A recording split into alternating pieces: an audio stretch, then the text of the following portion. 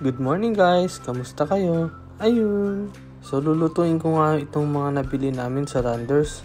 At nagpainit na nga ako ng mantika. Kung nakita niyo, sinawsaw ko yung isang french fry. Nung kumulo na, ibig sabihin ready na magluto. Natinansikan pa nga ako ng mantika na nilagay ko yung unang batch. Kaya nag-wiggle yung camera.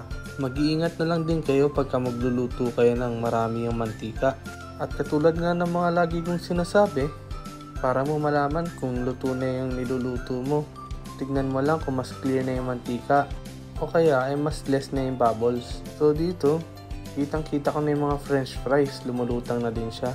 Kaya sa tingin ko ay luto na ito. Pwede nyo pang patagalin hanggang sa medyo mas crispy pa siya or makuha nyo yung desired na color nyo para sa french fries. Yung medyo brown-brown, okay na dito. 428 nga pala itong french fries na to. Frenchies Super Long ang pangalan. 2 kilos na ito. At ito naman yung chicken nuggets. 378 naman to. Super chicken nuggets ang tatak. 1 kilo lang to. Overall, masarap itong mga nabili namin. Bumili na lang kayo ng flavored powder. Meron ka ng patatas sa kanto. Ako nilagyan ko lang nitong garlic salt kasi ito lang meron kami. At ito na nga yung nabili kong ching chow kanina sa Landers. Manamis-namis yung panlasa ko. Hindi ko lang alam kung dahil matagal na kasi ako hindi uminom. Ayun lang, bye-bye!